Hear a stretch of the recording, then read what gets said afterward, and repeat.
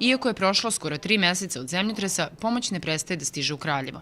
Solidarnost sa najugroženijim sugrađanima još jednom su pokazali naši ljudi u Americi i preko Srpske narodne odbrane uputili novčanu pomoć Kraljevčanima. Srpska narodna odbrana nije samo danas ovde ili za poslednjih nekoliko dana od zemljotresa. Ona je bila uvek ovde prisutna, mada smo daleko od naše rodne grude, ali zajedno sa našim narodom i radovali se i aplakivali sve nesreće koje su nas zadesile.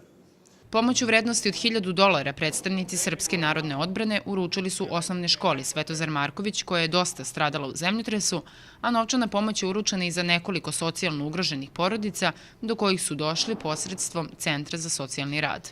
Za osnovnu školu Svetozar Marković, koja je veoma ovako oštećena u zemljotresu, svaka pomoć je dobrodošla. Veoma zahvalni gospodinu Slavku Panoviću i svim našim Srbima koji su preko organizacije Srpska narodna odbrana danas poklonili školi $1000. Sve će to biti upotrebljeno naravno za sanaciju škole posle zemljotresa. Znači, zaista mi pomaže dosta. Da li ste dobili još neku donaciju ili je ovo prva? Pa prva je što se tiče novčana. Ispred lokalne samouprave na pomoći koju su uručili građanima Kraljeva zahvalio se predsjednik Skupštine Milomir Šljivić.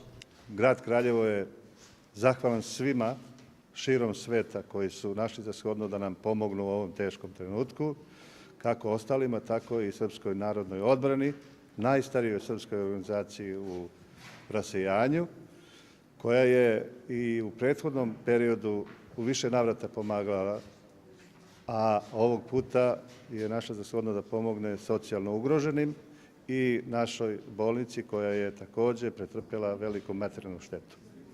Srpska narodna odbrana je najstarija srpska organizacija u rasejanju i postoji od 1914. godine. Od tada pa do današnjih dana bori se za dobrobit srpskog naroda, vere, pravoslavlja i istorije.